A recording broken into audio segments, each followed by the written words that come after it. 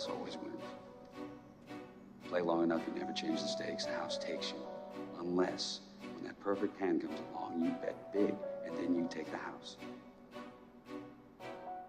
I've been practicing this pitch a little bit. Did I rush it? Felt like I rushed. That was good, I liked it.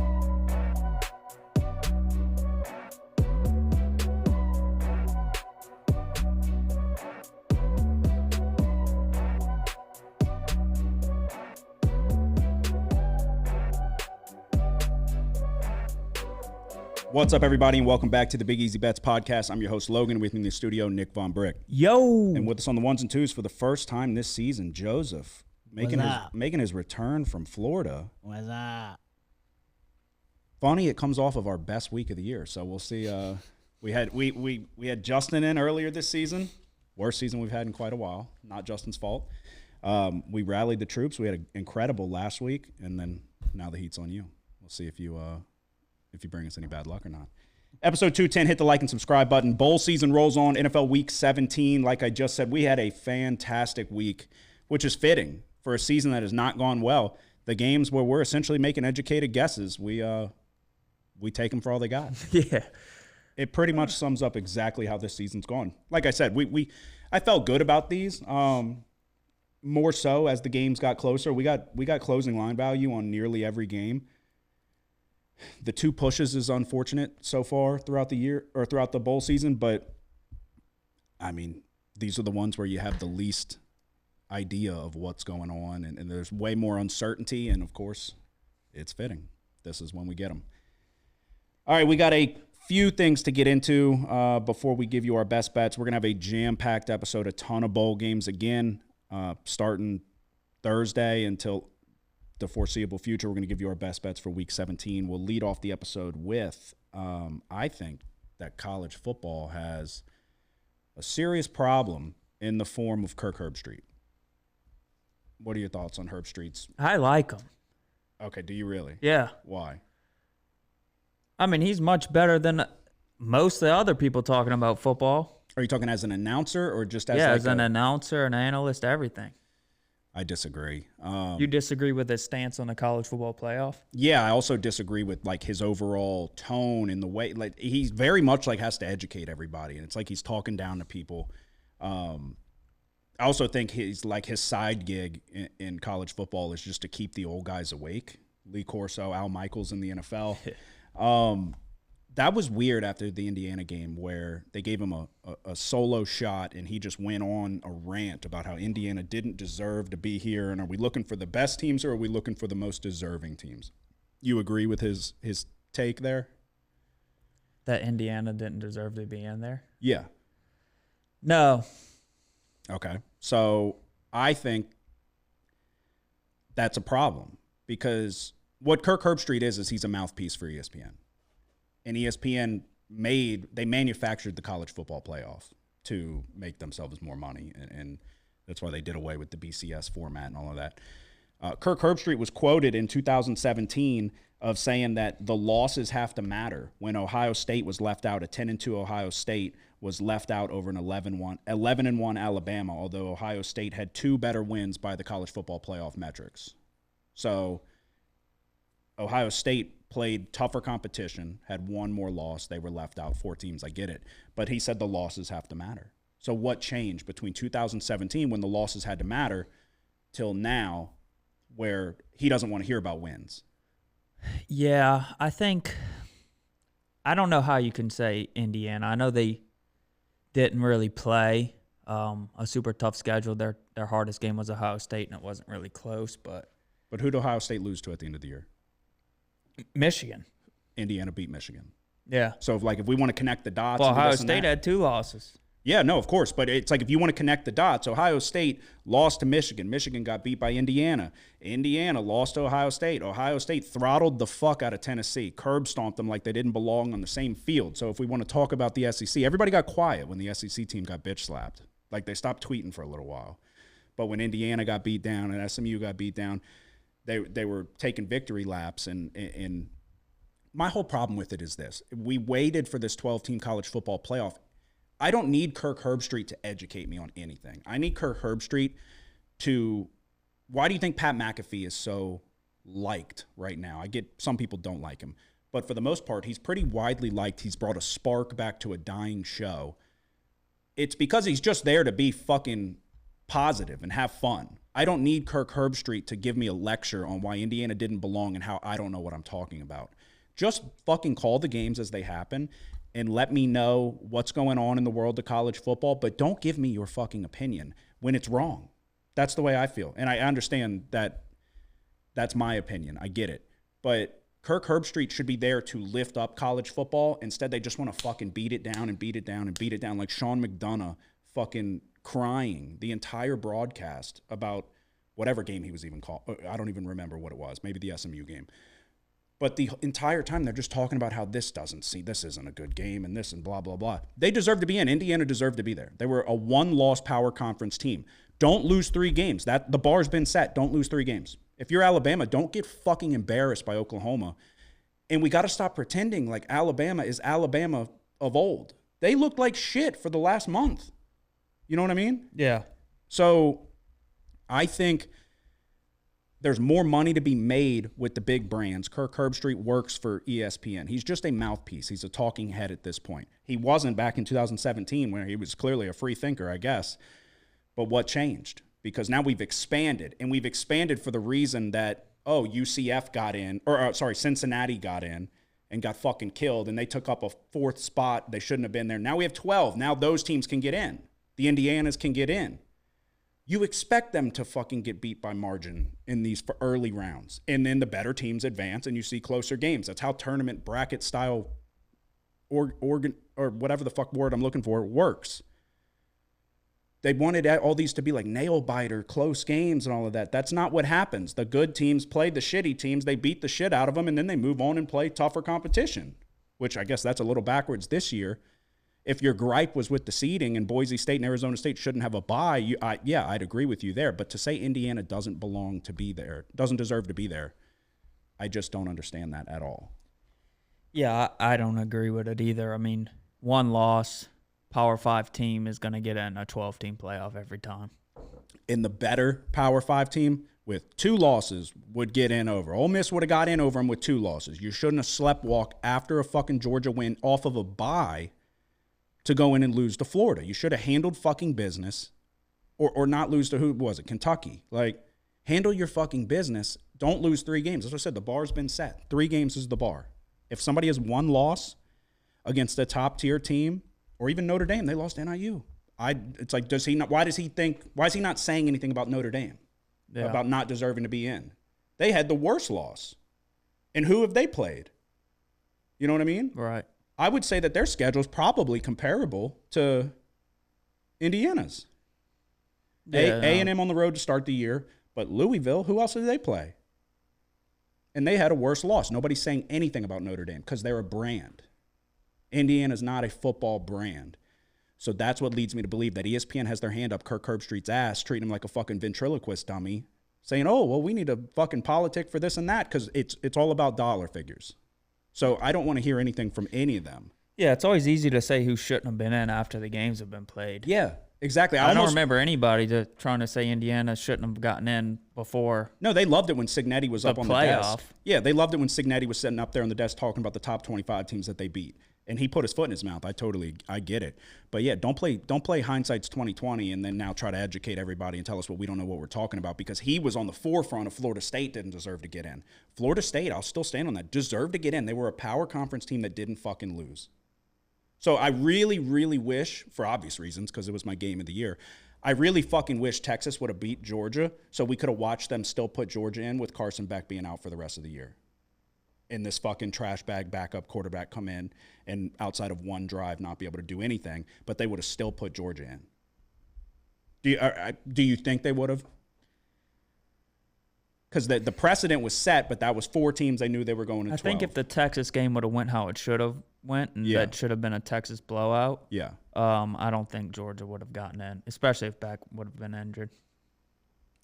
But they were talking like they already locked it up before the game was played. And I was like, I don't know about that. No, they said after the Georgia Tech win that they've secured their spot in the college football playoff. And that's why I was like, why? Why?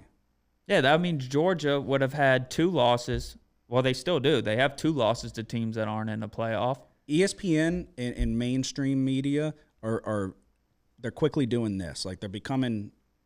You're not going to be able to decipher between the two other than one talks about this, one talks about that, but they talk about it the same way.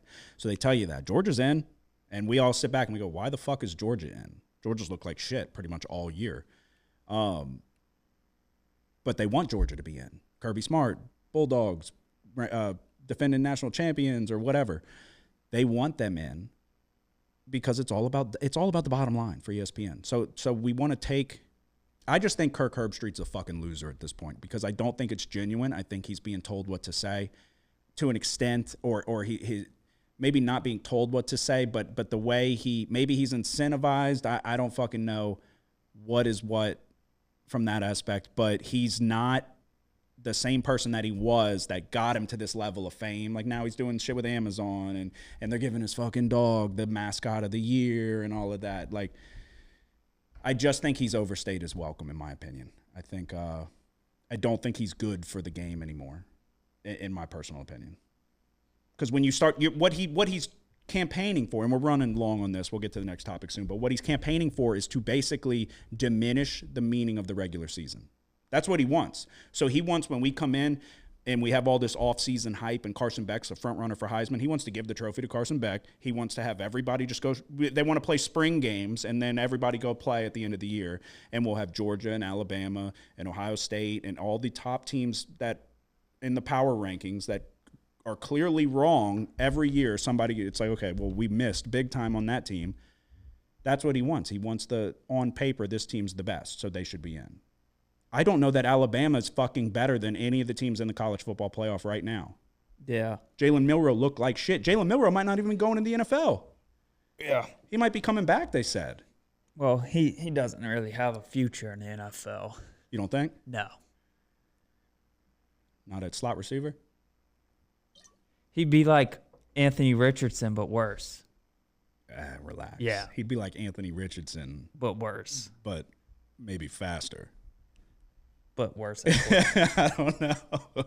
Yeah, it's weird. He's an enigma because it's like he's looked fantastic. That first half against Georgia, I'll never forget it. I was like, this dude's incredible. He's the best quarterback in the country. And then Bam was like, I hope Milroe plays well. I got a Heisman bet on him. I texted him. I was like, he's going to be the favorite now. And then that went downhill fast. But yeah, point being, this is not the same Alabama team. It's just not. You lost to Vanderbilt. Vanderbilt's 6-6. Yeah. I don't understand the argument, and I feel like the right teams got in, but I also feel like why is the first round going to be inundated with this negativity and these people like taking these self-righteous victory laps after Indiana gets beat? I just don't get it. I don't know. Yeah, they want it to be like basketball, but basketball, the tournament, like, records and everything, they take into account strength of schedule more and quad one wins and all that. But it's like in football, you just don't play nearly as many games. Yeah, of course. But the way the March Madness... everybody in basketball, you play your conference opponents at least one time. Yeah. And that's the only gripe I have with it is that I don't think there's enough conference games in college football. I think that's fair. There should be like 10 conference games and 2 non-conference games. Yeah, that's fair. I can because you would have really loved to see Penn State play Indiana in the regular season. Yeah. And then in a lot of these other conferences like the ACC, we would have liked to see some of the better teams play each other there as well. Yeah, that's a whole nother argument that I don't disagree with. But that's not what he's arguing, in my opinion. That's not what he's campaigning for. And just the way he did it, and he tried to backtrack. He went on McAfee, and he was trying to say how he was in the moment. He just saw him get beat and this and that. It's like, bro, fuck you. Shut up. Just call the game. Go bring your backup dog onto the stage and fucking – like when nobody talks about that. He just pulled out another dog. That's his brand now. Is it a full-grown dog already? Yeah. What the hell is going on here? I just don't understand. I mean, they gave the other one the mascot of the year, and then who's this other one? That's another topic, and people are going to get all bent out of shape over that. I just don't think it's good for the sport to have a guy who's probably the most prominent figurehead just shitting all over it. And what is the point of Indiana even playing or having a football team then? If they go 11-1, shock everyone, only lost to Ohio State, who looks like the best team, and they don't deserve to be there. It just doesn't make sense to me. And I think it diminishes the importance of the regular season, which is what the whole fucking purpose of this 12-team playoff was to keep people in the mix. It used to be you lose one game, you're fucked. 2 games, you're definitely fucked. Now there's way more to play for. And like Ohio State with 2 losses may not have been in a 4-team. So Ohio State and Tennessee would be playing in some bullshit bowl game that nobody gives a fuck about and nobody's playing.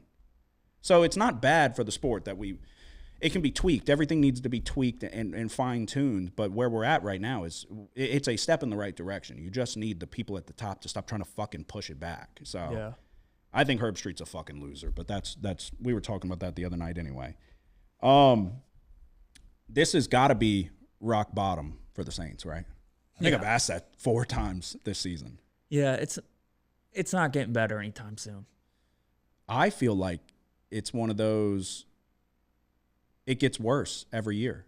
I mean, every week it gets worse. Yeah. Where I'm like, it can't get any worse than last week. And then we go play the Packers, and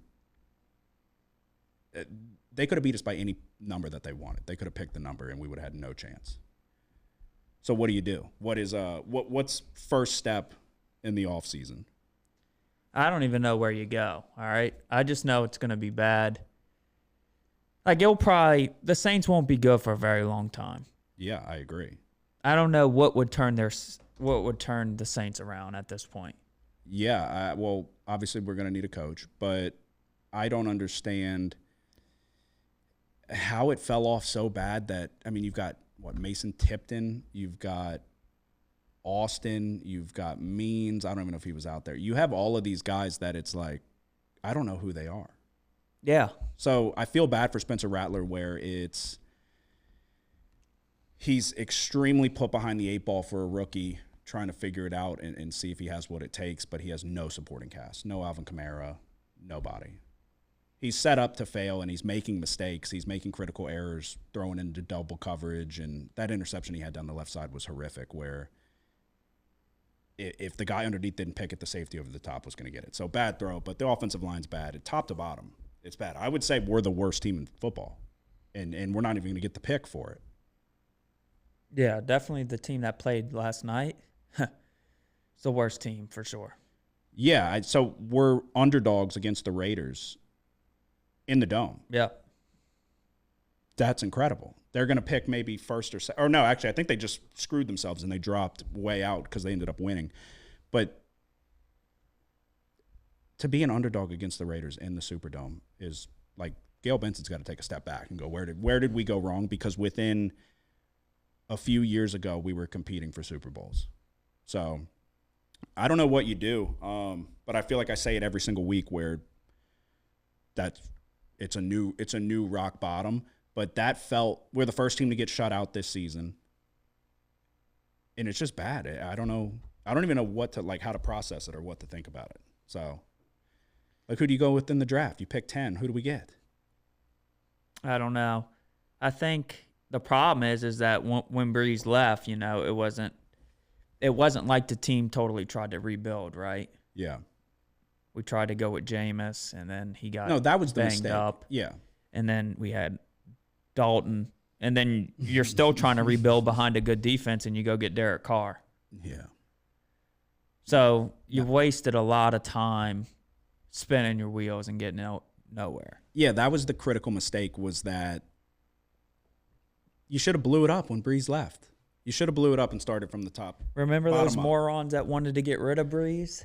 Oh, I have Facebook memories pop up all the time where I'm like, y'all think the fucking grass is greener on the other side because he can't throw a deep ball? Yeah, they're dumb.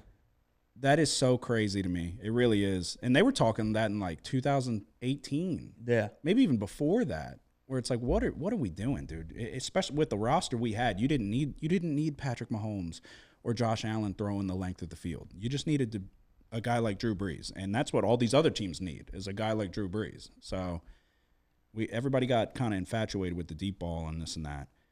I don't know. It's the darkest time for Saints fans that it's been, I mean, in fucking forever. Forever.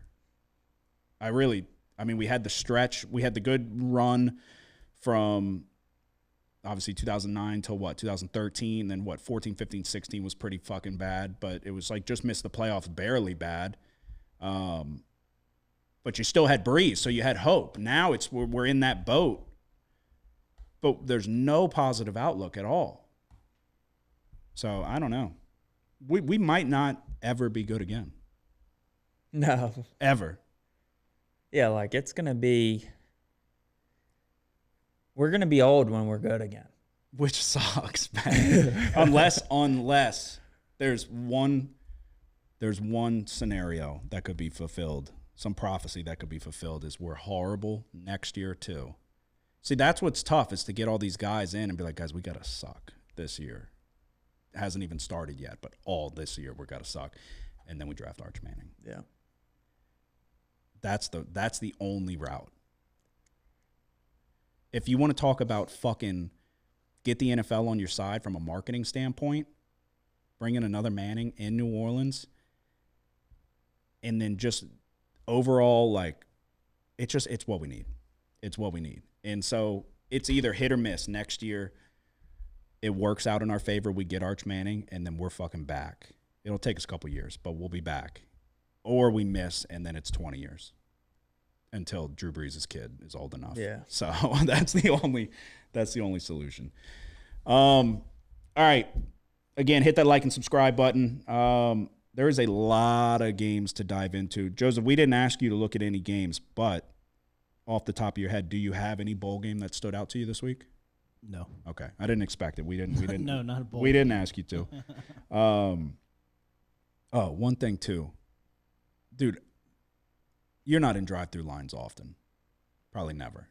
What about you? You go through drive-thrus often? Not as much as I used to. What does that mean? We've been dieting. Oh, okay. Okay. Yeah, I go to Starbucks every fucking day. There's few people on this planet that I hate more than the ones that don't pull their fucking car up in the drive-thru. You know what I'm talking about? Mm-hmm. It gets under my skin so bad where if you leave 6 feet of space in between the car in front of you, you should go fuck yourself because we can't fucking order.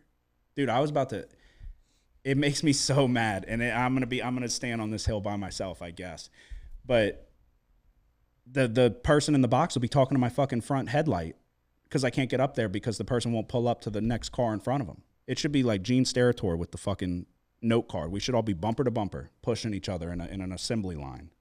It bothers me. I go through drive-thrus too much, I guess, but fucking, it was getting under my skin. All right, let's recap. Like I said, it was not a good year. If we have one more week this week like we did last, it's going to look like we had a good season. It's going to look like we knew what we were fucking talking about. We didn't, though. Don't get it twisted. It was not a good year. To recap, I'll just speed through it. We had everything the same with the exception of the NIU game. You were on NIU. I was on the over. JMU -7, backup quarterback. They got the run game going, if I remember correctly. It was relatively no sweat. UNLV -2.5, maybe a little sweatier. There was so much that happened. I barely fucking remember them. Let me see. All right, fuck it. 2 winners to start there. Georgia Southern, Sam Houston State under 49. This one was extremely frustrating because there was 2 pick sixes. There was a couple pick sixes, and it still had a chance. The problem was there was a muff punt that gave Georgia Southern the ball inside like the 25-yard line. It was closer than it should have been, and it honestly it was doing well until the quick score turnovers. Ohio -3 was a push, which this was fucking disgusting. Ohio was up a ton, up 3 scores, and then I checked my phone, and I don't even know what happened. I truly don't. Memphis -2.5. Memphis handled business. Florida -12.5, a little closer than we would have liked. Florida was doing the Texas routine where they were dominating everything except the scoreboard, but Tulane really couldn't do much of anything. Then we got to the college football playoff. Notre Dame -7. They handled business as well. Score was not The final score was not indicative of how that game went. Notre Dame handled it. SMU plus 8.5 was a bad play, but it was one of those frustrating ones where Jennings just imploded to the likes of which I hadn't seen since Kyle McCord earlier in the year. But defensively, we said it, you said it, SMU's defense we felt like was underrated, and I still stand by that. I felt like the defense did what they needed to do until it just got too much and they were being asked to do too much. Jennings had multiple pick sixes and then was just more rattled than I've ever seen. Texas minus 11.5, same thing, a little dicier than it should have been. Texas was handling the game, but thank you, who was it, Blue with the 77-yard touchdown run. Ohio State minus 7.5. They curb stomped Tennessee. It was never close. Tennessee didn't even belong on the same field with them. UTSA minus 9. This was probably my favorite bet. You said it was a slam dunk. I've been talking about Owen McCown all year. This went all the way up to nearly a 2-touchdown spread is what it closed at. UTSA dominated Coastal. I don't even feel like the quarterback played that bad. Tad Hudson, I believe. They're just decimated by the portal. So that was one of those games. We say it every single year. There's going to be one of those games that come around where you can get them judging by what's going on in the transfer portal and motivation. NIU Fresno over 39.5. This is the only one we were opposites on. He was on NIU. Both winners. Needed overtime. Needed a chip shot, 20-something yard field goal. Missed to the left to send it to overtime. It would have, I think Fresno missed it too. I think. So it would have cost you as well. Anyway, double winner. 9-2-1 for both of us. Combined, we're 10-2-1. Brings me to 69-72-3. Brings you to 50-54-2. 12-6 in your locks of the week, though. We have one play that's going to kick tonight with USF San Jose State. We got a bad number because that number is just fucking going through the roof. We're under 61. I hope you didn't listen to us on that one, but I hope you did on all the other ones. All of a sudden, I'm 3 games under 500. You're 4 games under 500. You're 12-6 in your locks of the week. One more week like that, and it's going to look like we fucking know what we're doing. So we'll start it off Thursday, December 26th. Pitt and Toledo in the game above Sports Bowl. Pitt's 7-point favorites. The total sits at 50.5. How are you feeling about this one? You said you're pretty confident Holstein's going to play? I wouldn't bet my life on it, but I saw something that they're expecting him to go. Yeah, it sounded like Narduzzi was a bit optimistic about him playing. The running back's going to play. For Pitt? Yeah, it sounded like he was sure that he was going to play. He was a little... Yeah, Desmond Reed will play. Not totally sure about Holstein, but it sounded optimistic. That's what it's going to come down to, right? Because if they're without him, I mentioned it before we started recording, Tate Yarnell, their backup, is in the transfer portal, so they'll be down to a nobody. Yeah, I can already tell it sounds like you're leaning Pitt. I think I'm leaning the other way. Toledo? Yes, only because of just why the fuck would Pitt care about this game? So Pitt started out 7-0. They lost their last 5. They're Narduzzi, from what I saw, 90%. He expects 90% of the seniors to play. Toledo only has one player in the portal. Eyes are on leading wide receiver Jawan Newton. Messaged him on Instagram, didn't respond. And starting tight end Anthony Torres, messaged him as well, didn't respond. Still waiting to hear back, but this is pretty much when I need to hear by. So we missed the boat there with them. The only guy to fucking hit me back was the Western Kentucky kicker.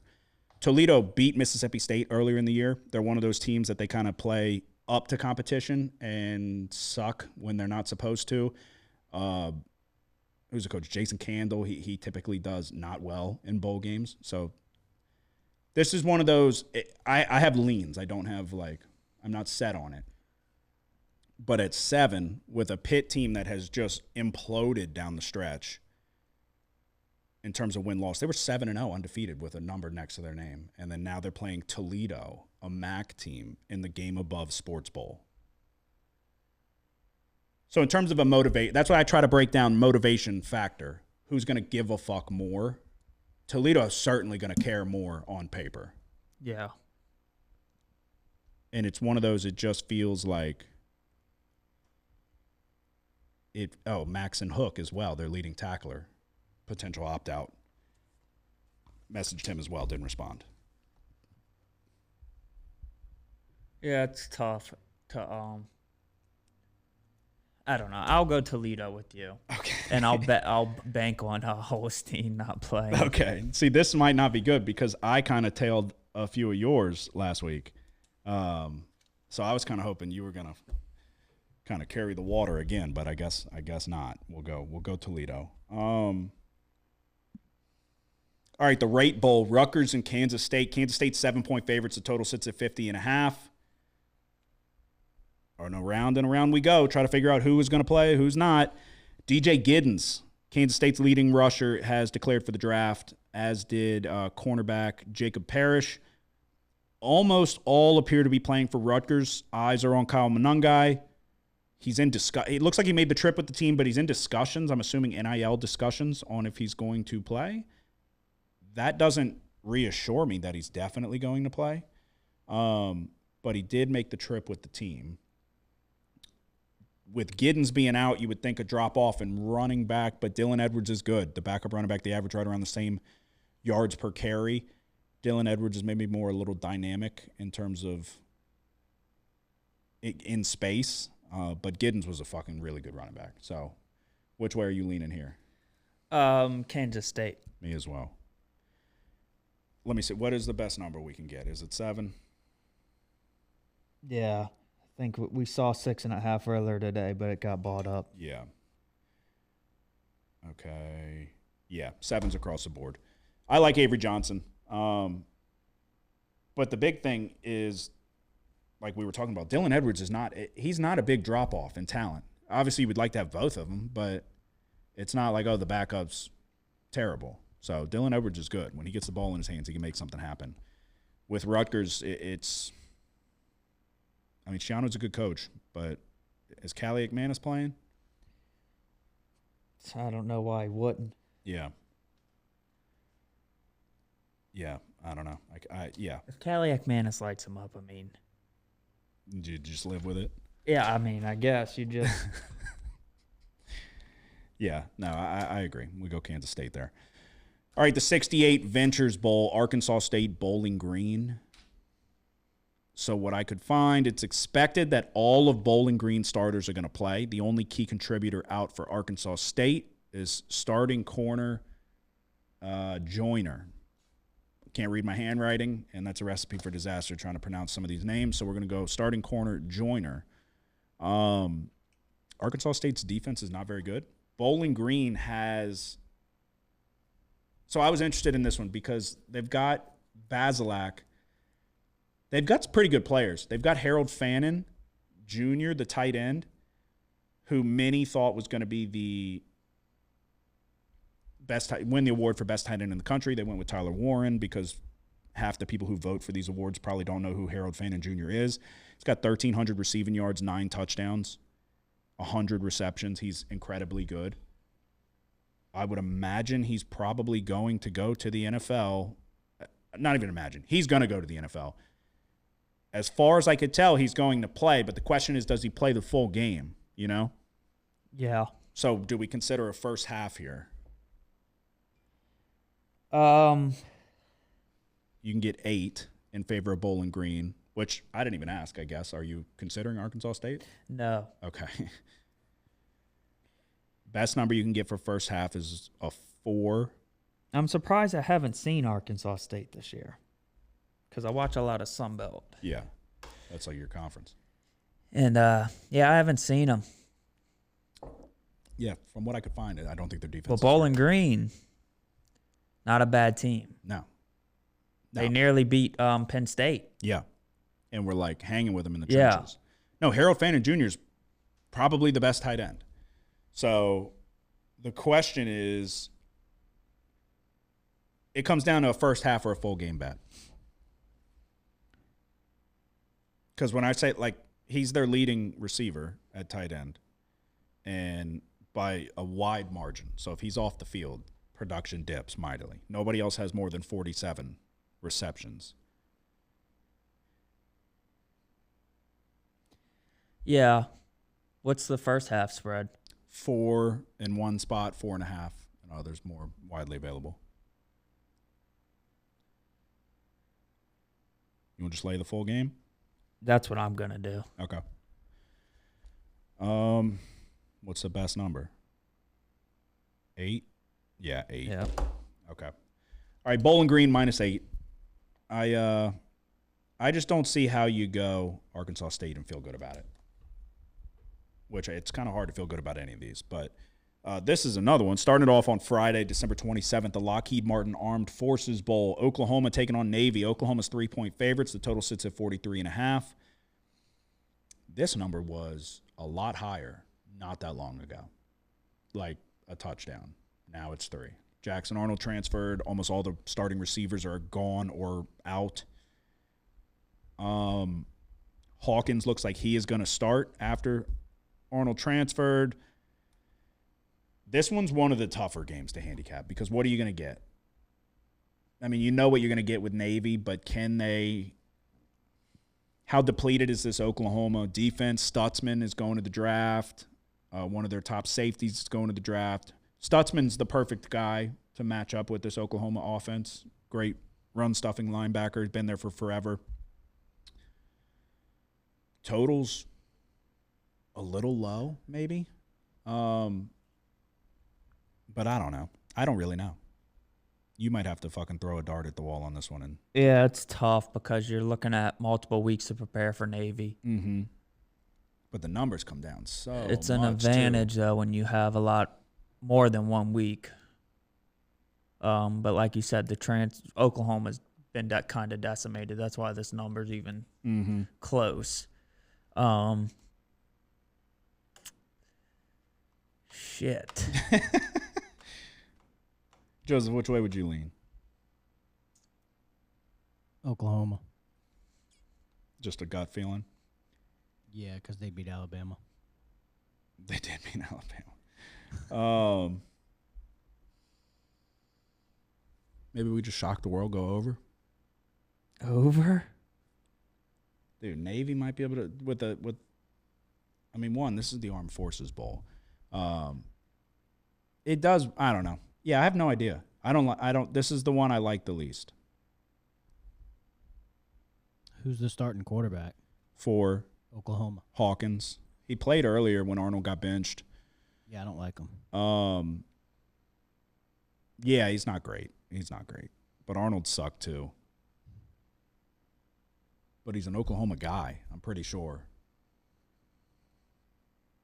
Which way are we going?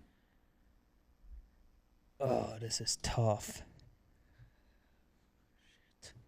If you're listening, don't take this. I think I like Navy. Okay. +3? Yeah, even though I'd like more points. Yeah, like last week when we could have got a touchdown. Yeah. Yeah, whatever. We'll go Navy. Unless you love Navy and you don't take this because we took this, because I don't know if you could tell right there. I like Navy, but like I said, it's multiple weeks to prepare. I don't know. I just think Oklahoma. I don't know if you can really rely on Oklahoma to put much together offensively here, even though Navy's not like. They struggle to stop the run, but yeah, I mean, on paper at least. Yeah, I don't know. Navy. Navy +3. Georgia Tech, Vanderbilt in the Birmingham Bowl. Georgia Tech's 3-point favorites. Total sits at 51.5. This is going to be the Haynes King versus Diego Pavia matchup. The big name in the portals, obviously Eric Singleton, superstar wide receiver for Georgia Tech. He's on his way to Auburn, maybe getting a mill, it sounded like. Left tackle Corey Robinson is gone. Minimal portal damage for Vanderbilt. Pavia did get cleared for another year of college football as well, so we'll be riding the train again with Diego Pavia. Eli Stowers was a potential opt-out, messaged him on Twitter, no response. Yeah. So let me just make sure that we didn't get some in the 11th hour responses here. But this one's tough as well, in my opinion. I like Brent Key as a head coach and the ability to kind of maybe rally the troops in a game that is tough to get up for. But I also like Diego Pavia, and I've said many a times that it's Diego Pavia or nothing.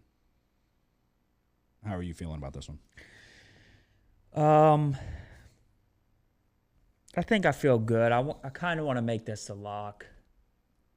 Can you whisper it to me so I can just? I'll just go ahead and give it now. Well, you can wait if you feel We'll that wait. good. We'll just give it now. Okay. I'm gonna go Vanderbilt +3. Well, I'm not going to pass up an opportunity. I don't think I've been on Pavia once this year. Okay. I kind of think Vanderbilt's defense, their offense is really their defense, but their defense isn't bad. You know, they got guys that fly around and make tackles and stuff. You know. Yeah. They don't really. I can't really recall a game where they were like getting destroyed. Their defense looked like it didn't belong. You know what I mean? I got you. So, I think Georgia Tech, without their leading receiver, a few other key pieces here, it's going to be kind of tough. I do think this is Georgia Tech's defense. On the other hand, I do not have much faith in. Yeah. And yeah, we got to give Pavia credit. For what? What he's been able to do. I mean, he Yeah. shocked me. No, yeah, definitely. He came to the SEC earlier before the season started. We kind of scoffed at the fact that he would come into the SEC and have success. I was on him many a times at New Mexico State, and it was very Dr. Jekyll and Mr. Hyde. He looked like nobody could stop him, and then the next week he looked like he didn't know what he was doing. And then he'd march into Auburn and beat them. Opens up the season with a win over Virginia Tech, beats Alabama. He's one of those guys you don't really want to be on the wrong side of, and when you're on the right side, it's a lot of fun. Last time he played in a bowl game, maybe two years ago, we were on opposite sides on that one. I was on Pavia, and he fucking took over the game like a Hispanic Johnny Manziel, if you will. The AutoZone Liberty Bowl, Texas Tech, Arkansas. Arkansas is 1.5-point favorites. Total sits at 51.5. Again, around and around we go. Who's in, who's out? Offensive coordinator Zach Kitley's going to FAU. They fired the defensive coordinator. This is for Texas Tech. Baron Morton is out with an injury. Will Hammond is going to start for the Red Raiders. Arkansas starting center, left guard, right guard, number one wide receiver, very good. Armstrong going to the NFL. Tight end, stud running back, Jaquindon Jackson out. Taj Brooks for Texas Tech is expected to play. I lean Texas Tech in this one, getting points. Same thing, obviously, we know what Taylor Green can do. Another guy, dynamic with the legs. Armstrong's a very good wide receiver. That's a huge drop in production there. The real question mark is you don't know what you're getting per se with Hammond at quarterback. But Taj Brooks is a good running back. Him coming back and playing is big. Yeah, Andrew Armstrong, 78 catches. The next closest guy has 37. He had 1,100 receiving yards. The next closest guy had 491. Didn't find the end zone very much, but he was the go-to guy, the chain mover, whatever you want to call it. Jaquindon Jackson averaged over 5 yards a carry. He had 15 touchdowns on the season. So next leader was Taylor Green, the quarterback. I know Hammond got in a little bit. It was in mop-up duty, basically. Very small sample size, 15 to 23, passing 191 yards, 65% completion percentage. He had one touchdown, and he did fumble once as well. But Taj Brooks, 1,500 yards rushing, 17 touchdowns. I feel like I got to go Texas Tech, just from the standpoint of everybody's fucking gone for Arkansas. Yeah, Arkansas is. I think they only have 6 scholarship linemen active. This is tough. You lean in Arkansas? Not really. Well, what's tough about it then? All right, Texas Tech. Texas Tech +1.5. Or do we go over? Alrighty, Texas Tech +1.5. Next, we got the DirecTV Holiday Bowl. I didn't even know DirecTV was still around, if I'm being honest with you. Syracuse and Washington State. This one's interesting in the sense that everybody's gone for Washington State, that there were question marks if they were even going to be able to field a team, if they were going to pull a Marshall. Syracuse, Fran Brown was quoted saying, "We don't opt out around here. We say it every year. There's going to come opportunities where you can get in early on a number, and you just can't make the number high enough First one that comes to mind for us was obviously Purdue and LSU. We knew Purdue was going to be without a lot of key contributors. We knew LSU was going to have key contributors. Jeff Brom was leaving. This is very similar. Mateer, or whatever the fuck his name is. What is it? It's Mateer, right? Yeah. He's transferred. Everybody's gone. Pretty much. Everybody's gone. This line opened up around a touchdown, I believe. It's now grown to 16 points. And I don't know how you go Washington State. Yeah. But you just feel like such a dumbass. Again, blessing and the curse of doing the show this late. Sometimes you can get a better number for the side that you want, or sometimes you can get negative 10 points of closing line value. Somebody's sitting on a great ticket right now with Washington State. We are not one of those people. Yeah, 16 is the number. I don't know how you take Washington State, though. Yeah, I agree. Like, it sounds like Syracuse might want to come out and fucking beat the shit out of them. And with Kyle McCord in that offense, I don't know that Washington State's going to be able to stop them. I don't know what their avenue is to scoring points. So it's Syracuse or stay away, even at the number where it's at. So, yeah, from that standpoint, I think we go Syracuse minus 16. Agreed? Yep. Alrighty, last game of the night on Friday, the SRS Distribution Las Vegas Bowl, USC and Texas A&M. There were threes floating around. Looks like maybe 3.5 now in favor of Texas A&M. The total sits at 51.5. Do you feel good about this one? I think so. Okay, the way I'm leaning is A&M. Which way are you leaning? Yeah, A&M. Okay, we talked about this very sparingly the other day.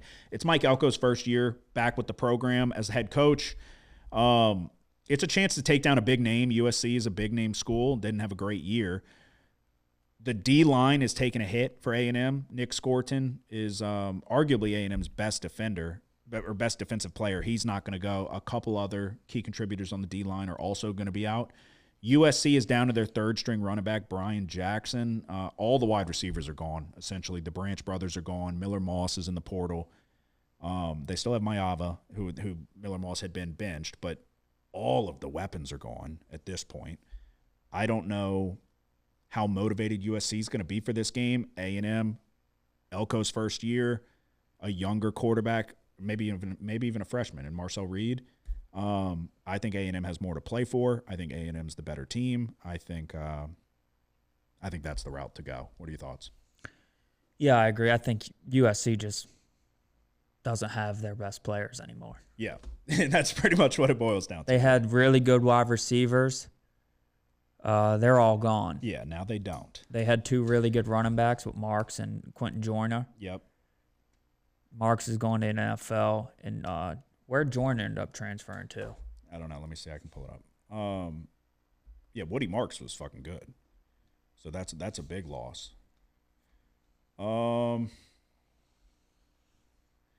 It looks like Texas Tech. Huh. Maybe we'll play for the bowl, huh? Yeah, I know. Can we get him in there quick? Back up Taj. All right, so now we go to Saturday. I mean, you thought we were almost done. We're not even close to being done. Trying to speed through these a little bit. The Wasabi Fenway Bowl kicking off Saturday morning, 10 a.m.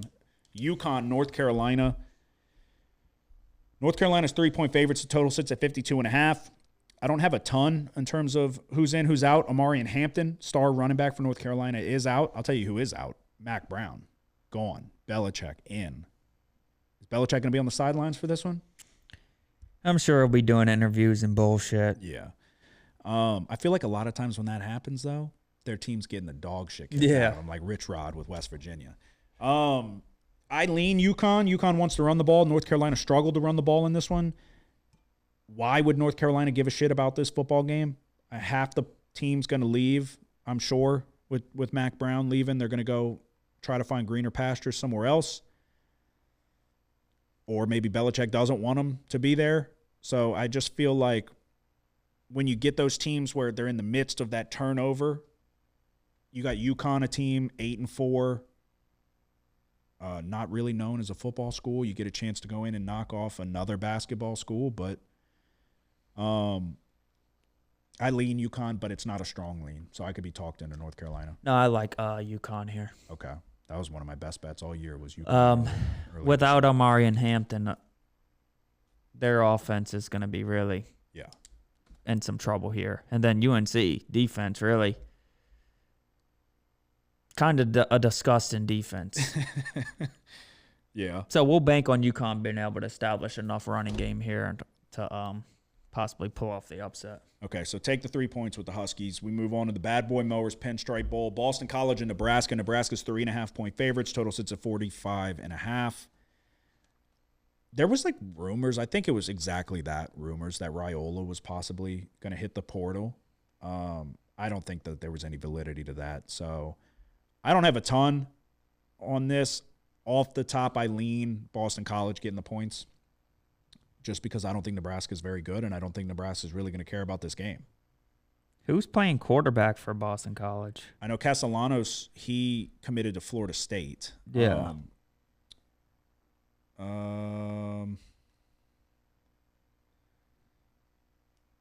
Yeah, I don't know.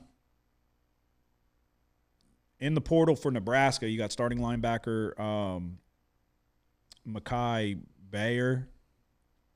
He's going to Missouri. Starting defensive end Jamari Butler's coming to LSU. Starting tight end Nate Borkircher. Dante Dowdle, the running back. As far as starting quarterback for Boston College, of course, my shit's not going to load now. Incredible. If you get it before me.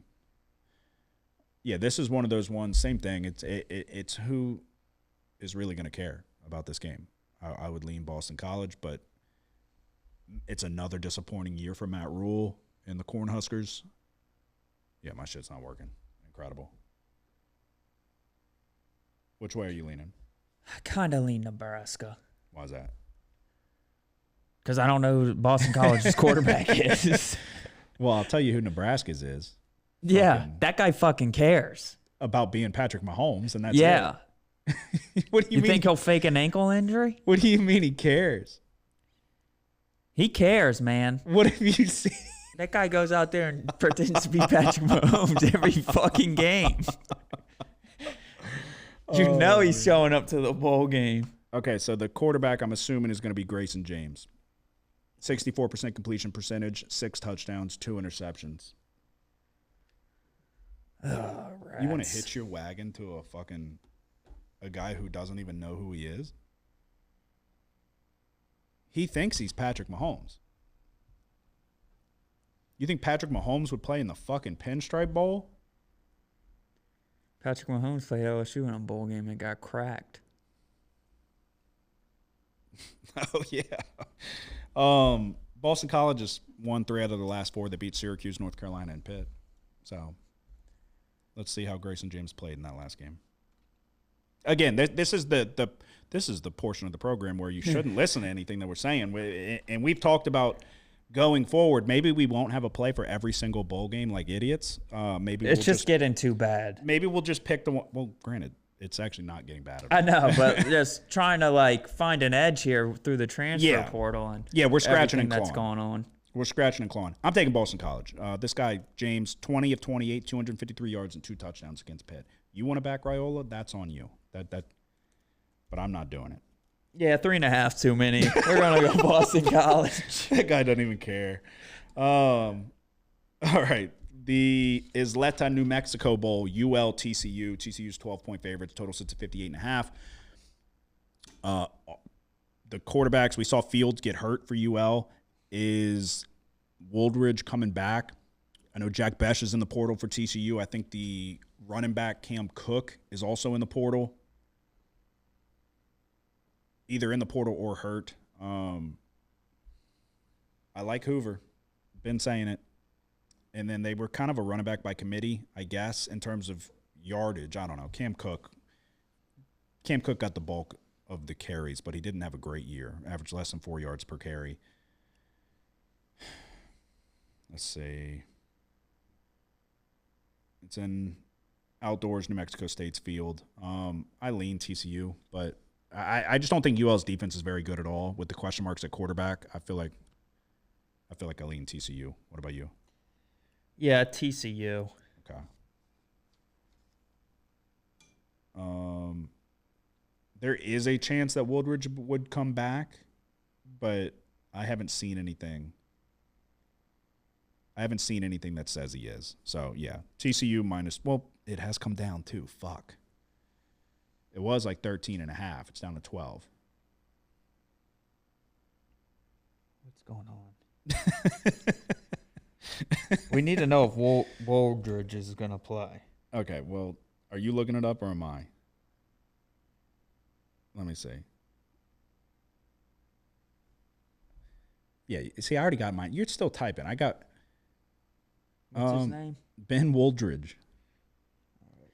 Okay. There's no telling. I could just, so I can't message him, but I could just tweet at him and say, are you playing? He hadn't tweeted since 2021. So, yeah, I don't think he's going to respond. Yeah, I'm going TCU. I'm going TCU. Yeah, I don't think Woldridge is going to play. Okay. I'd be surprised if he did, but no, UL. Their defense. A lot of their playmakers are their tight end, who's a really good player. It's going to Texas, I think, right? Yeah, I don't fucking know. Maybe. This guy Moss, I had Coastal Carolina. He freaking made an incredible catch in between two defenders and took it 69 yards to the house for a touchdown. Alrighty. The Pop-Tarts Bowl, Iowa State and Miami, a ranked matchup, 18 versus 13. Miami's 3.5-point favorites. The total sits at 55.5. I need to know, is Xavier Restrepo playing? That's what I need to know. I'm going to message him right now. And say, what's up, bro? You playing in the bowl game this week? And then I'm going to go down a little bit. I'm going to say the Pop-Tart Bowl.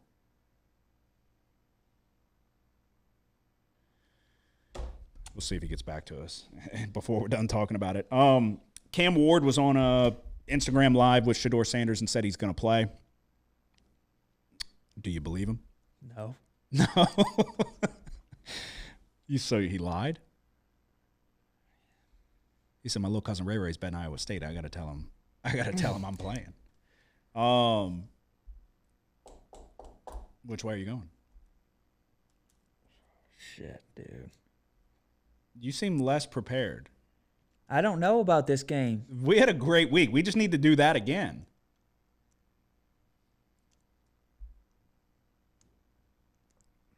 I might just go Iowa State, dude. Okay. I'm not banking on these guys playing. I mean, Ward's going to be just Why he's going to be a top 5 pick. Why would he play? Yeah, and that's yes. And he already runs around like a crazy person back there trying to make plays. Yeah, I mean Rocco Becht is what, a sophomore, right? Yeah. Yeah. They got fucking embarrassed in the Big 12 championship. So, dude, they come out and try to.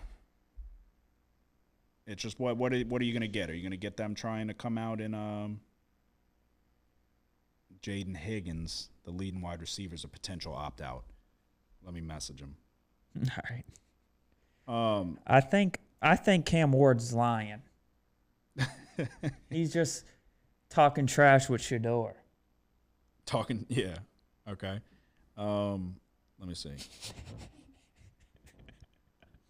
What's up, He's bro? gotta be. What's up, bro? You playing in the bowl game this week? If so, best of luck. Wish you all the best. No, that's too much. That's repeating. If so, best of luck. It's been a great season. Go Cyclones. If so, yeah. Okay. We'll see if he gets back to us.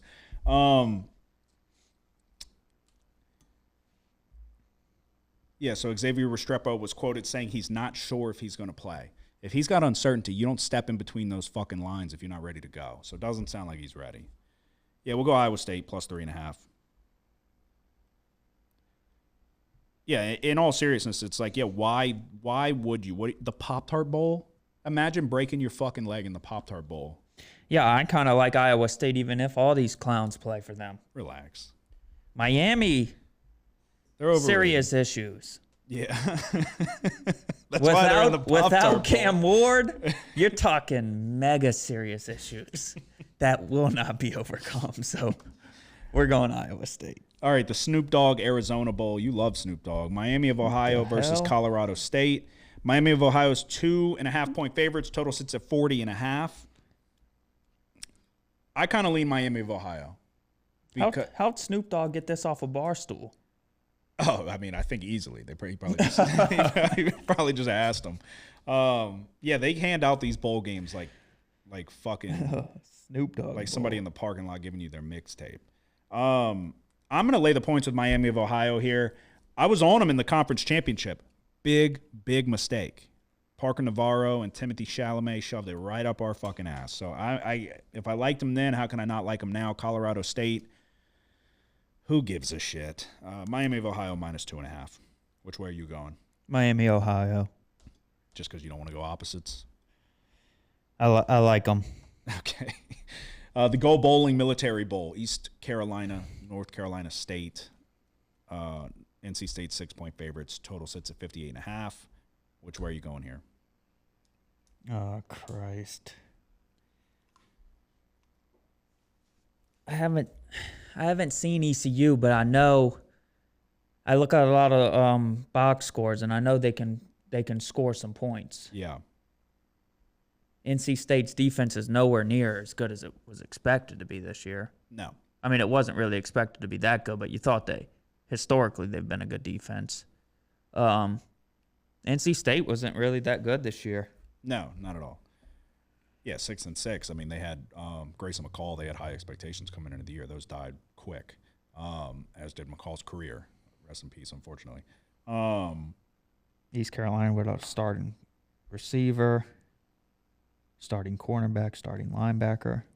I think we go ECU. NC State, Concepcion's in the transfer portal. Maybe TikToks every fucking school hoeing out, just getting jerseys. Yeah. Making those, dude. I'm not. Yeah, let's go East Carolina. I'm gonna go East Carolina just because of how much I dislike Concepcion's fucking TikToks. They're the worst. The worst. Alrighty, the Valero Alamo Bowl, BYU and Colorado. Total sits at 4.5 in that range. Oh, I'm sorry, spread. Colorado favored by 4.5. Total sits at 54.5.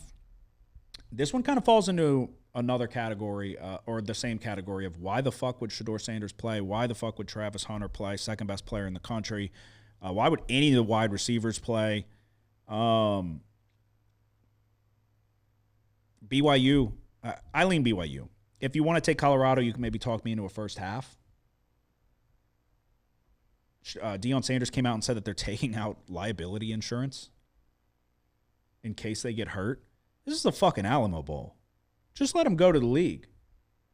Let Travis Hunter get drafted in the top 5, and then everybody go, God damn, he can't cover or create separation. But don't let him get hurt in the Alamo Bowl. On a sidebar, I do feel bad for Travis Hunter. Everybody digging up fucking shit about his girlfriend. My problem was in between the white lines. Yeah.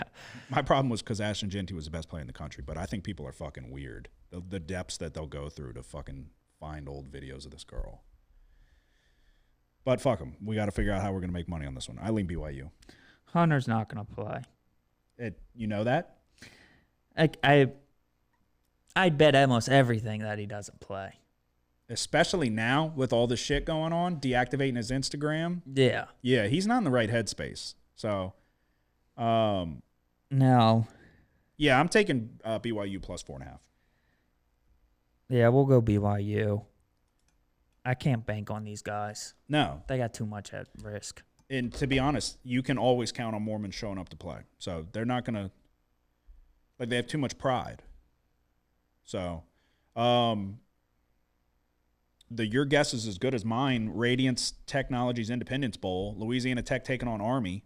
Louisiana Tech's the fill-in team for Marshall because they didn't have enough players to field the fucking team. Army's 16.5-point favorites. The total sits at 44.5. You just tell us which way we're going real quick, and we'll fucking move along. Let's go Army. Oh, God. Okay. They got embarrassed by Navy. Yeah, they got to get payback. Okay. Alrighty. And then last one, the TransPerfect Music City Bowl. Iowa versus Missouri. TransPerfect, huh? Iowa, Missouri. Missouri's 3-point favorites, total 40.5. What do you think? Luther Burden is out. They think Theo Weiss is going to play. Caleb Johnson for Iowa is out. Maybe we go under 41.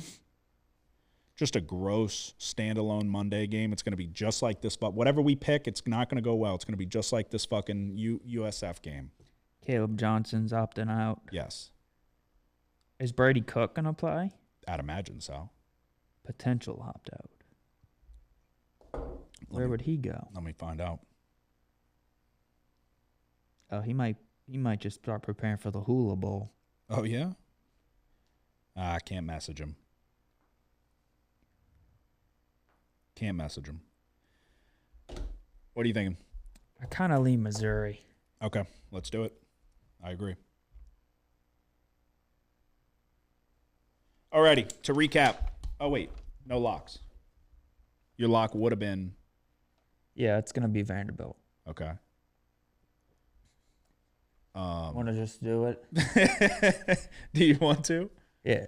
All right. No such thing as a lock of the week, but if there was... It's a lock, Kramer. You've had this thing under control for almost 3 years now. But it's a lock. They need that fucking juice. They need that next bet. They need... Come on. Yes! When they win, they go fucking crazy. You're a bad motherfucker. Go in that shower and grab your fucking nuts and tell the world somebody's sniffing my fucking nutsack today. Because I ain't got time to fuck around no more. All right, we're going Vanderbilt +3 against Georgia Tech. We talked about it already, but we'll do it again. Georgia Tech's defense, I think they have a hard time stopping Pavia here. And then Georgia Tech's going to be without some key playmakers, their best receiver on offense. I said it already. I like the Vanderbilt defense. I think they're kind of sneakily good. We're going to go Vanderbilt +3 for the lock.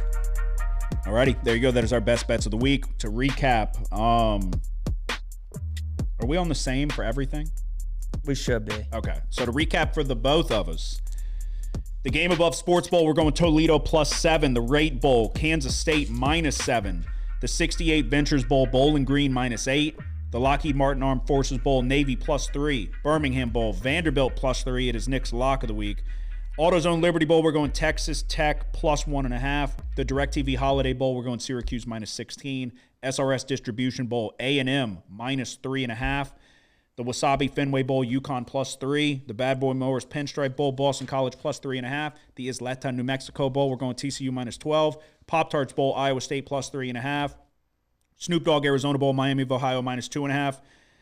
Go Bowling Military Bowl, ECU +6. Valero Alamo Bowl, BYU +4.5. Radiance Technologies Independence Bowl, Army -16.5. And the TransPerfect Music City Bowl, Missouri -3. That is our best bets of the week for college football. We're going to quickly recap the NFL and then give you our best bets for Week 17. We got Christmas Day games tomorrow. We've got, Saturday games. A lot of NFL games to pick from. Last week was fucking horrendous. Started it off Thursday, Chargers and Broncos under 42.5 and the Chargers -2.5. Chargers covered. Under never had a chance. Terrible handicap there. Texans +3.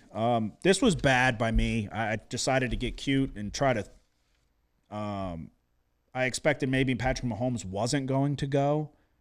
That was dumb. Hand up. That was really dumb. Bad move, and we paid the price. Texans, Tank Dell destroyed his knee. It was terrible to see.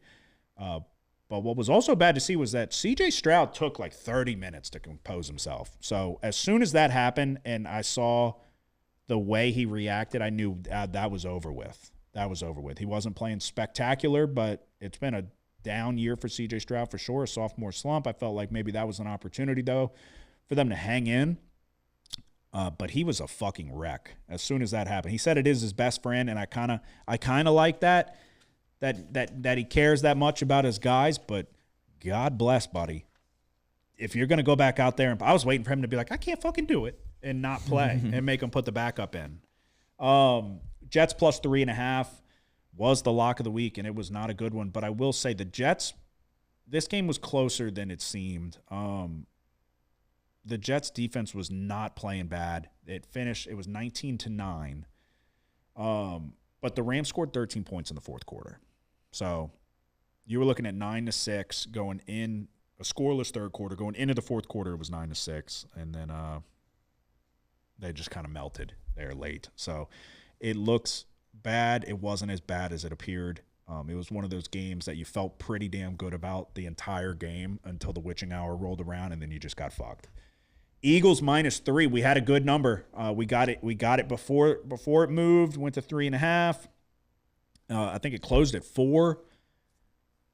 They were up 14-0, and then Jalen Hurts gets a concussion. So this was a really bad week. It was a 1-5 week. This is another one of those weeks where it could have been completely different.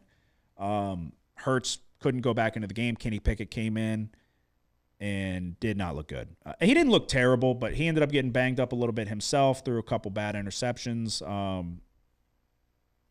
But late in the game, Devontae Smith dropped a ball over the middle of the field that would have secured the win, all but secured the win for Philly.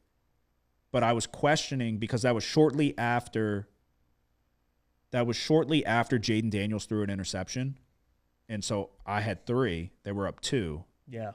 So I'm going to be honest, when Devontae Smith dropped that ball, I was happy.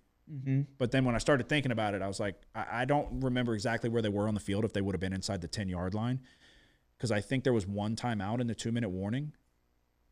So it might have been more beneficial for me for him to catch that.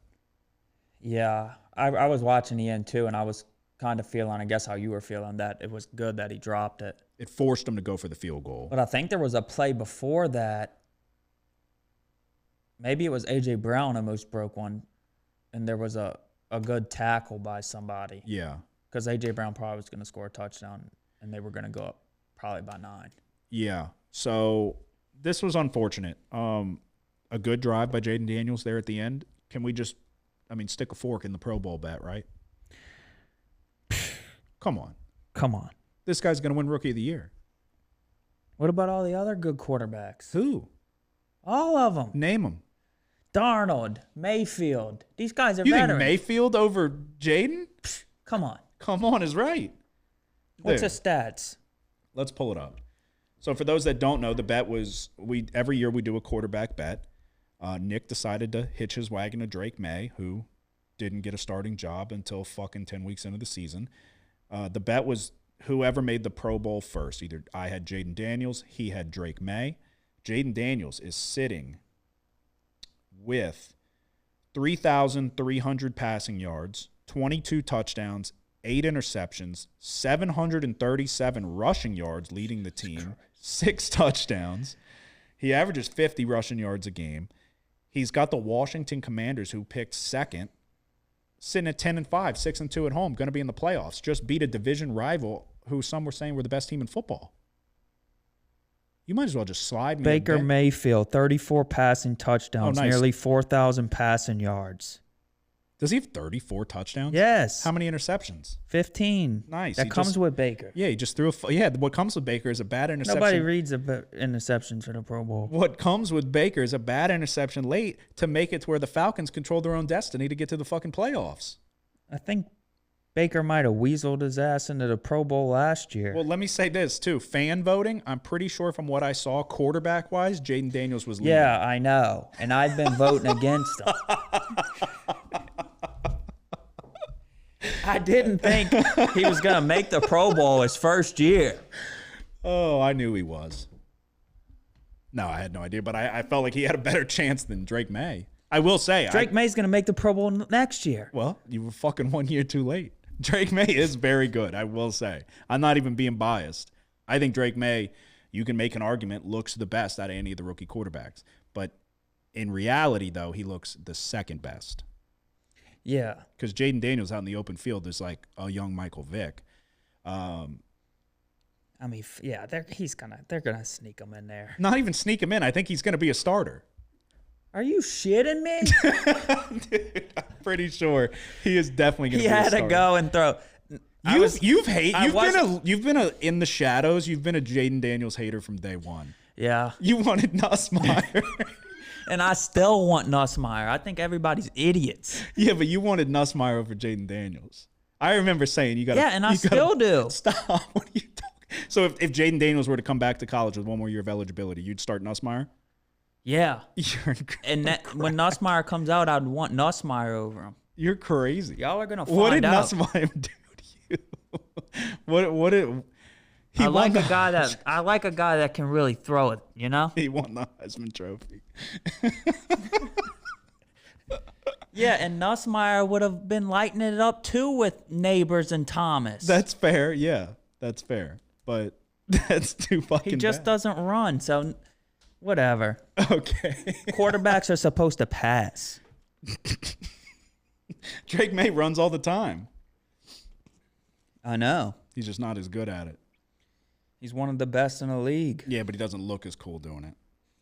No. So, yeah, I mean, so we can just, I mean, come on. What? You could basically concede. I'm not conceding. No. I still think there's some good quarterbacks out there that.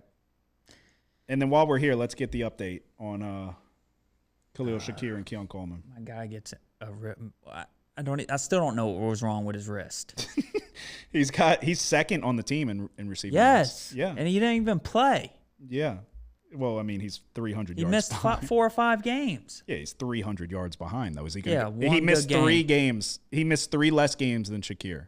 How many games?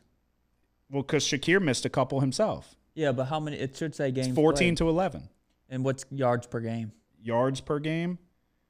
Khalil Shakir's got 57. Keon Coleman's got 45. We'd be neck and neck if these guys would have played, right? No, you would need Keon Coleman to go for 300 yards in 3 games. He had 1 catch last week for 17 yards. He's not that good. He can't create separation. It's like I said. You thought I was just hating on him. He's not a burner. That was the whole reason I said he's going to be you throw it up to him in the end zone type of guy. He can't create separation. He's slow. He's got lead in his feet. Dude, you disrespected Khalil Shakir. You should have just sat idly by and let me say crazy shit about him leading the league in receiving yards. And you decided to speak up. You inserted. Yeah, you tricked me. Oh yeah, I was refruiting that he wasn't going to be able to, that he wasn't going to lead the league. You said he wasn't the best on the team though. That was crazy. Yeah, and then you got me with the bet.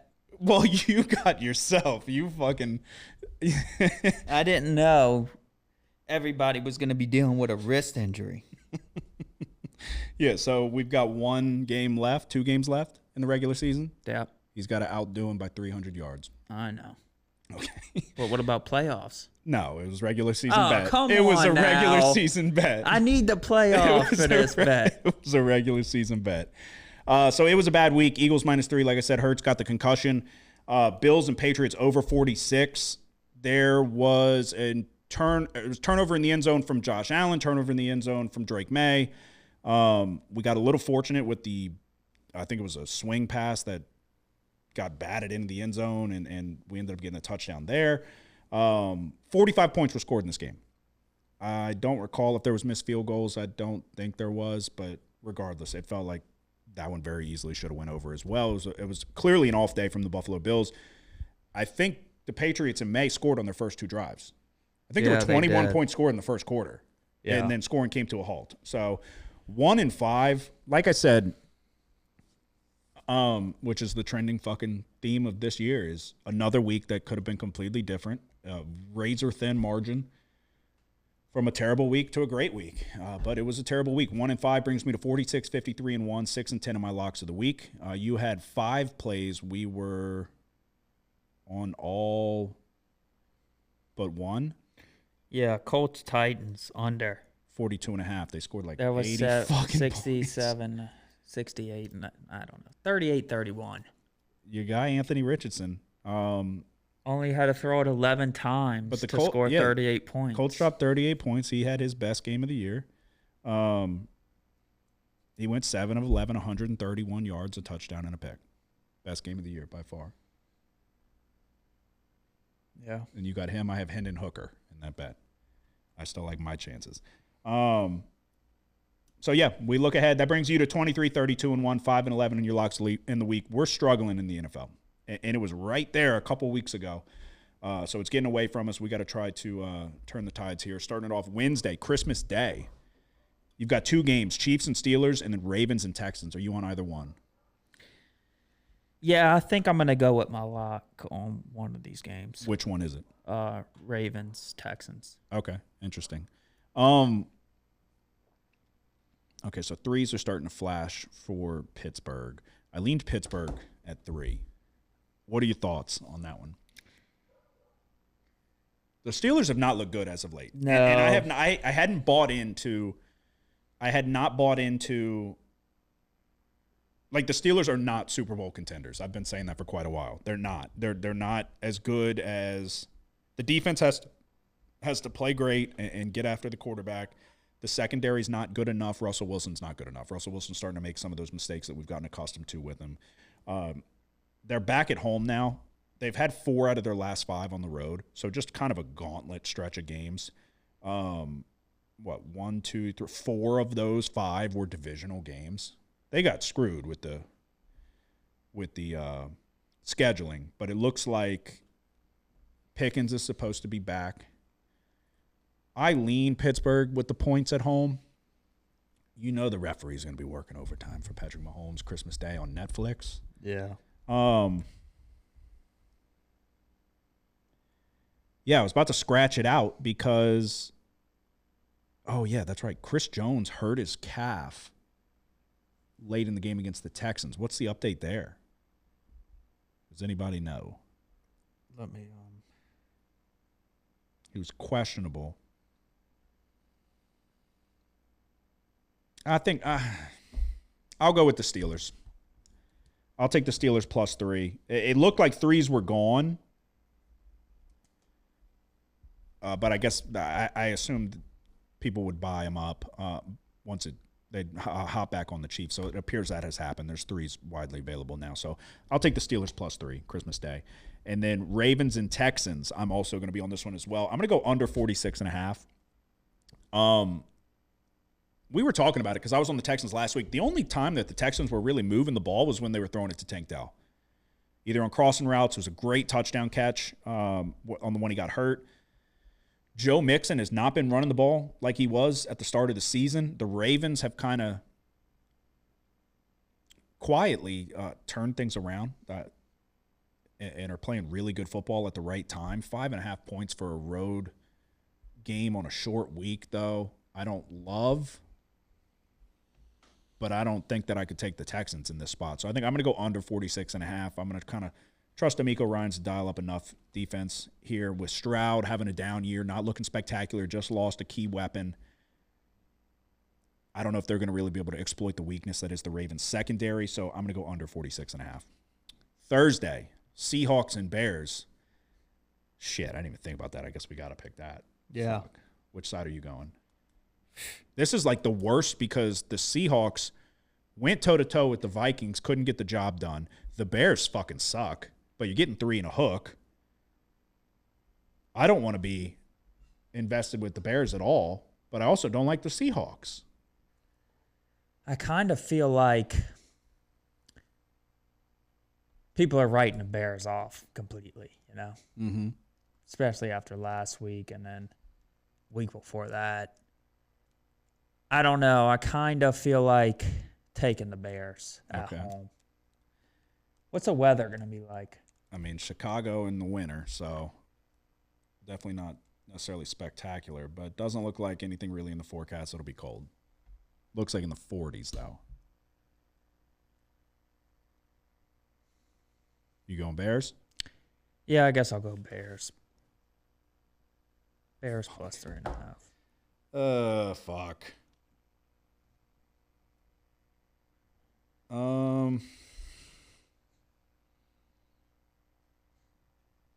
Fuck.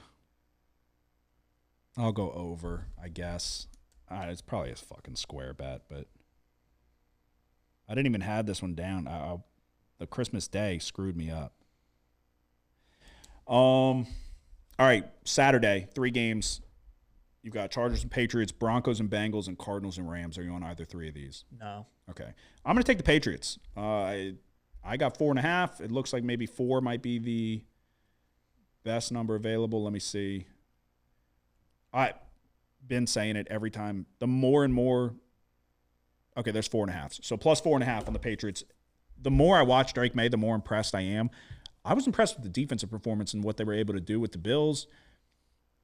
The Chargers going all the way to the other side of the country. Not much of a rushing attack. Not a ton of weapons on the outside. I'm going to take the Patriots plus 4.5. I think it's too many points. Again, how many more do you have before you lock? Just 1. Okay. What is your 1? I'm going to go Panthers plus 8 against the Bucks. God bless. Okay. Yeah, I don't I will say, Bryce Young looks fucking much better. Yeah. It's kind of he looks like a remarkable. totally different player, right? Yes. Yes. And that's part of the reason why. Another reason is just, I don't know, the Buccaneers, they're a playoff team because of the NFC South, how bad it is. But I think, if this was an ordinary division, the Buccaneers really wouldn't be considered a playoff team. Yeah, I agree with that. But technically, as it stands right now, they're not, right?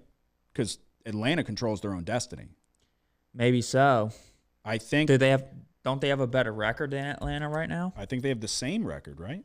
Okay, they're second. Yeah, you're right. Yeah, no, that's what I was saying. Baker Mayfield with that interception and blowing that game against Dallas, that cost them the division lead.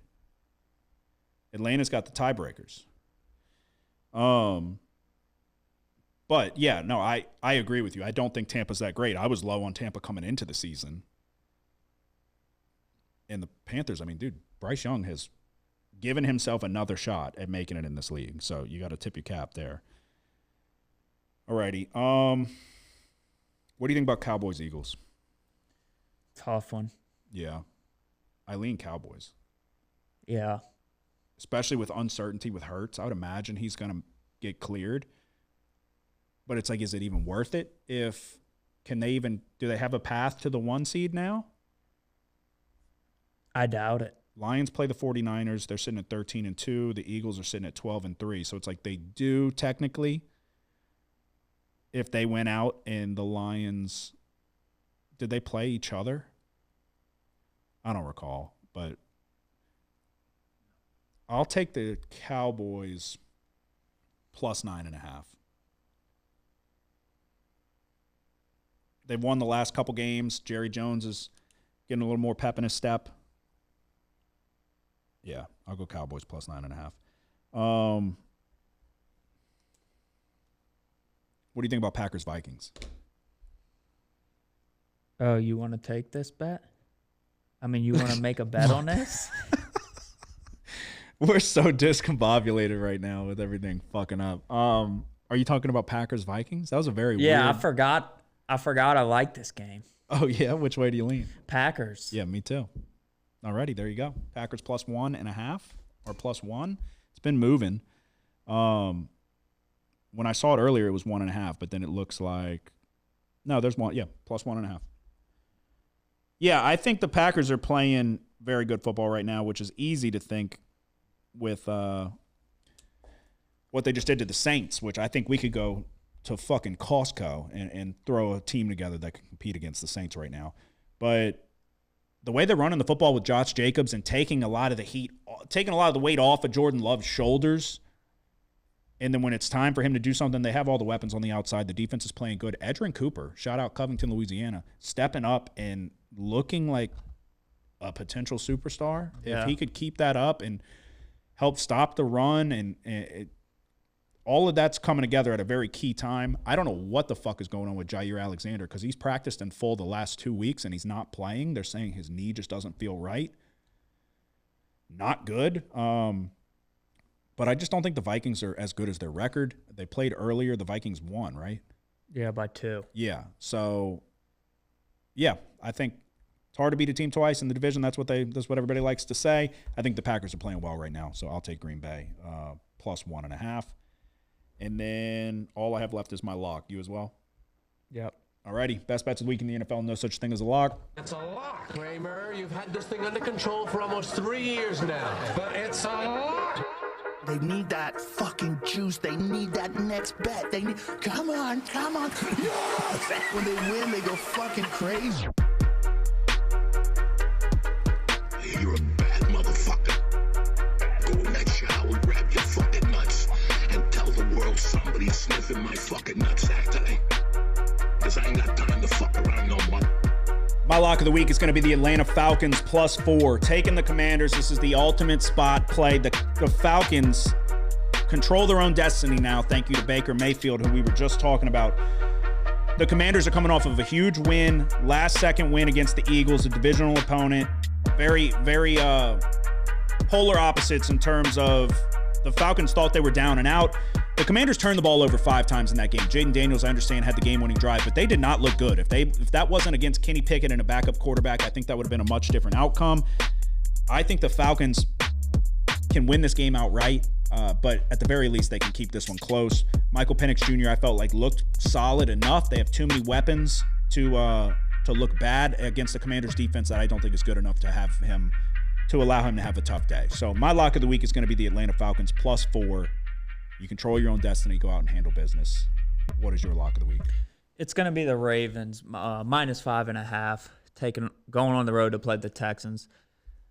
The Texans' offense has kind of struggled this year, and then obviously losing Dell. I just think they're kind of lacking some playmakers on the offensive side of the ball now. Mm-hmm.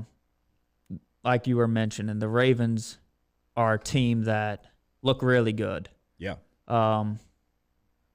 I just think it's a little bit too much for the Texans here, even though their defense is pretty good. But I think the Ravens' offense is a little bit too much. So we're going to lay the 5.5 with the Ravens on the road.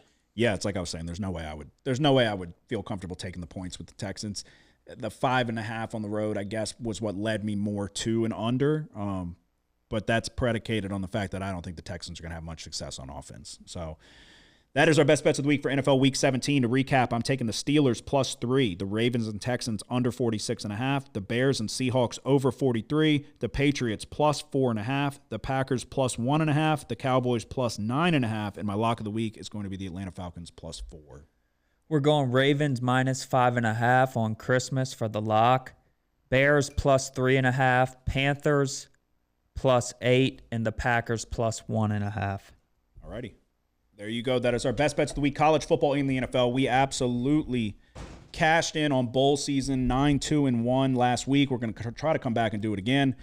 A tough week in the NFL. We're going to try to bounce back in a big way. It is Christmas time. Episode 210 is in the books. Do you have anything to say before we go? Merry Christmas. Hit that like and subscribe button. We appreciate you listening. We appreciate you bearing with us as we had a couple technical difficulties. There's money to be made. We might as well make it. Merry Christmas. Y'all have a good one. Who dat? The house always wins. Play long enough, you never change the stakes. The house takes you.